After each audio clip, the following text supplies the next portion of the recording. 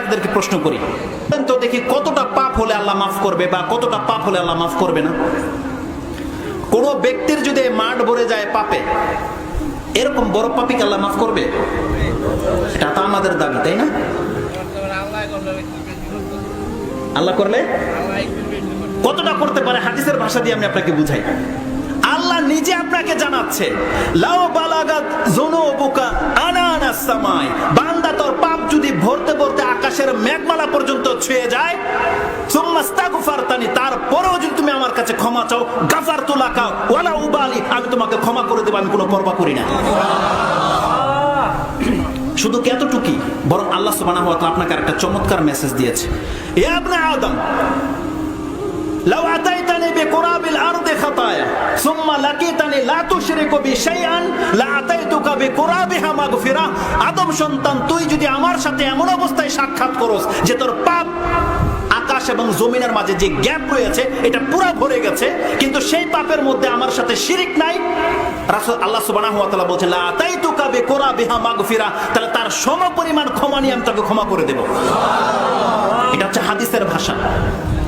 তার মানে আল্লাহ সুবহানাহু ওয়া তাআলা এত বড় একটা মেসেজ দেওয়ার পরেও দেখেন আমরা আল্লাহর কাছে ক্ষমা চাই না। আরেকটি হাদিস বলি আপনাকে আমি, মুসলিম থেকে, যেই হাদিসের মধ্যে রয়েছে রাসূলুল্লাহ সাল্লাল্লাহু আলাইহি ওয়াসাল্লাম বলছেন, ইন্নাল আবদা আখতা খাতি ইন্নাল আবদা ইযা আখতা ইযা আযনাবা ক্বালা ইয়া রাব্বি ইগফিরলি। একজন বান্দা যখন পাপ করে, পাপ করার পরে যদি বলে ইয়া রাব্বি ইগফিরলি, হে আমার প্রতিপালক আমাকে ক্ষমা করে দাও, তখন আল্লাহ সুবহানাহু ওয়া তাআলা বলে আযনাবা আবদি যামবান ওয়া আলিমা আন্না লাহু রাব্বান ইয়াগফিরু যামবা ওয়া ইয়াখুযু বিযামবিন। কথাটা তিনবার রয়েছে হাদিস, মুসলিম শরীফের হাদিস বলছি আমি আপনাকে, এটা আপনি 49 নম্বর অধ্যায়ে গিয়ে পেয়ে যাবেন। রাসূলুল্লাহ সাল্লাল্লাহু আলাইহি ওয়াসাল্লাম বলছেন, একজন বান্দা যখন পাপ করে, একজন বান্দা, এখানে কি বলা হয়েছে? ইন্নাল আবদা, যখন কোনো বান্দা পাপ করে, যারা গ্রামার বোঝে, আমি অতটা ডিটেইলস জানি না, জাস্ট আপনাকে একটু নজর করে দিই। ইন্নাল আবদা ইযা আখতা ইন্নাল আবদা ইযা আযনাবা, একজন বান্দা যখন পাপ করে তারপরে যদি বলে ইয়া রাব্বি গফিরলি, হে আমার প্রতিপালক আমাকে ক্ষমা করে দাও, আল্লাহর পক্ষ থেকে জবাবটা কি আসে? আযনাবা আবদি, আযনাবা আবদি, আমার বান্দা পাপ করেছে। তার আগে কিন্তু ওখানে আব্দি বলা হয় নাই, আব্দুল, একজন বান্দা, কোন একজন সৃষ্টি, প্রত্যেক সৃষ্টি কিন্তু আল্লাহর বান্দা। আল্লাহ সুবহানাহু ওয়া তাআলার আম বান্দা আর আল্লাহর বান্দার মধ্যে অনেক পার্থক্য রয়েছে। আল্লাহ সুবহানাহু ওয়া তাআলা ওই ব্যক্তির উদ্দেশ্যে বলে, আল্লাহ সুবহানাহু ওয়া তাআলা ওই ব্যক্তির উদ্দেশ্যে বলে আযনাবা আবদি যামবান, আমার বান্দা পাপ করে ফেলেছে, ও আলিমা আন্না লাহু রাব্বান ইয়াগফিরু যামবা ওয়া ইয়াখুযু বিযামবিন। আশ্চর্য ব্যাপার, আমার বান্দা জেনে গেছে যে তার এমন এক মালিক রয়েছে, যে মালিক চাইলে তার পাপকে ক্ষমাও করে দিতে পারে, আর চাইলে তার পাপের জন্য এখন তাকে ধরেও ফেলতে পারে। সে জেনে গেছে তার এমন একটা পাওয়ারফুল মালিক রয়েছে, যে মালিক চাইলে এখন তাকে ধরতেও পারে, যে মালিক চাইলে তাকে ক্ষমাও করে দিতে পারে। সে তার রব সম্পর্কে এটা জেনে গেছে। এইভাবে তিনবার রিপিট করা হয়।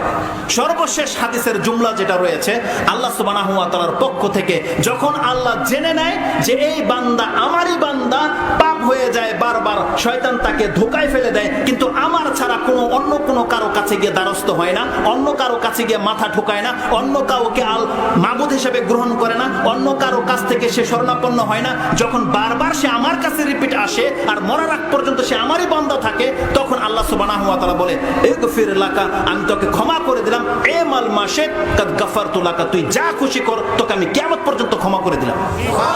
এটা হচ্ছে মুসলিম শরীফের ভাষ্য। যে আল্লাহ আমাদেরকে এমনটা বলেছে, মুসনাদ আহমদে কি রয়েছে?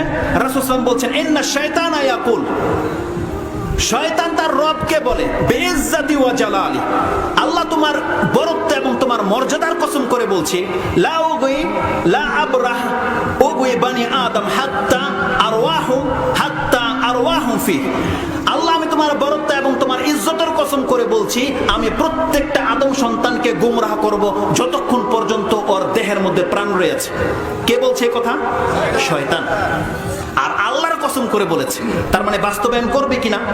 আল্লাহ কিন্তু তাকে আগে পাওয়ার দিয়ে দিয়েছে, কারণ আল্লাহর কাছ থেকে সে ক্ষমতা চেয়ে নিয়েছিল যে আল্লাহ আমাকে ক্ষমতা দাও, আমি তোমার প্রত্যেক বান্দাকে গুমরাহ করব।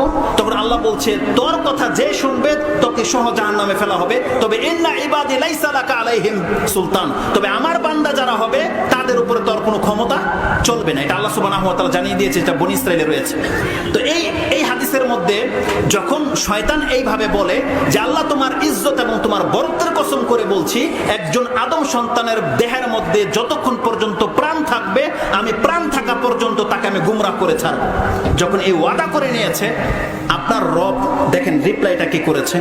আল্লাহ সুবহানাহু ওয়া তাআলা বলছেন ওয়া ইজ্জাতি ওয়া জালালি, আমি আমার বরত্ব এবং আমার মহানত্বর কসম করে বলছি, লা আবরাহ, আমিও ক্ষান্ত হব না, আগফির লাহুম, ক্ষমা করতেই থাকবো, মাস্তাগফারানি, যতক্ষণ পর্যন্ত কোনো বান্দা আমার কাছে ক্ষমা চাইতে থাকবে ততক্ষণ পর্যন্ত আমি তাকে ক্ষমা করতেই থাকবো।